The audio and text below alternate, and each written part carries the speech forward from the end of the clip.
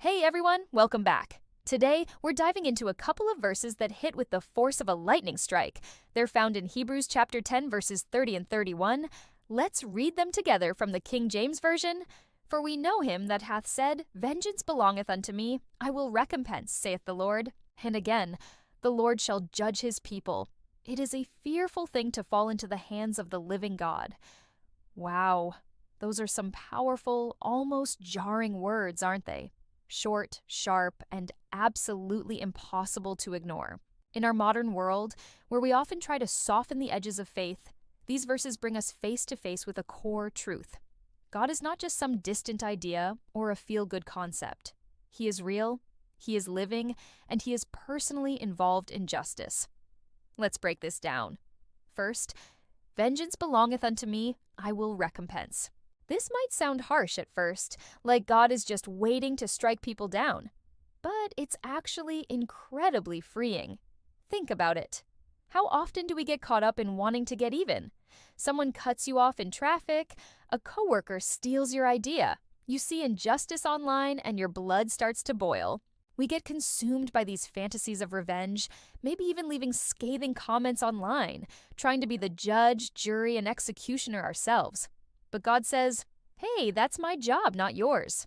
He's the only one who sees the full picture.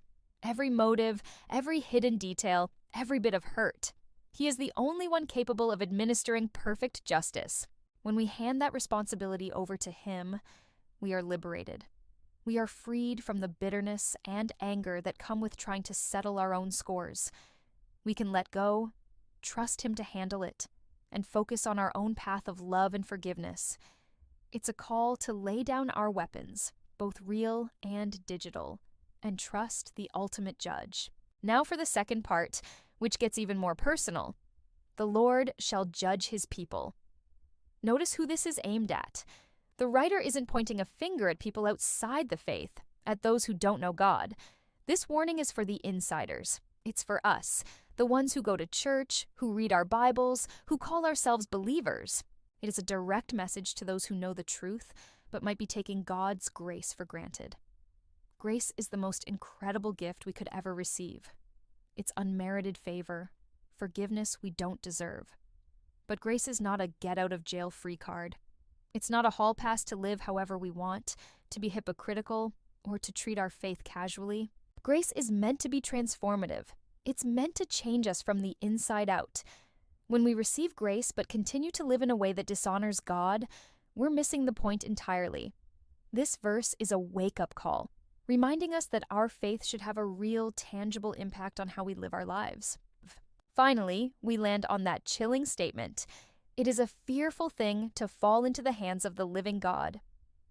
This line can be easily misunderstood. God's hands are the very same hands that knit us together, the hands that reached out in love on the cross, the hands that guide and comfort us. They are hands of incredible mercy and love. So why should falling into them be fearful? The fear here isn't terror of a cosmic tyrant. It's a reverent awe. It's the sobering realization that you are dealing with ultimate reality, not a tame, manageable idea of God that we've created in our own minds. If your heart is soft and repentant, falling into his hands is the safest place you can be. It is salvation. But if you fall into those same hands while hardening your heart, while clinging to sin and treating his grace like it's cheap, then it is indeed a fearful thing, because you are confronting holiness itself, and all pretense is stripped away. You can't fool the living God. So what does this mean for us today? In a culture that often reduces God to a motivational quote on a coffee mug or dismisses him entirely, these verses are a powerful callback to a reverent, authentic faith.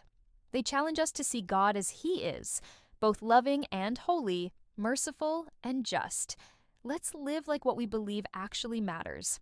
Let's embrace his incredible grace, not as an excuse, but as the power that transforms our lives. Let's trust his justice, releasing our own need for revenge. And let's approach him with the awe and respect he deserves. Because grace doesn't just save us, it changes us. Thank you so much for joining me today for this deep dive. If this message resonated with you, hit that like button and consider subscribing so you don't miss our next video. God bless, and I'll see you in the next one.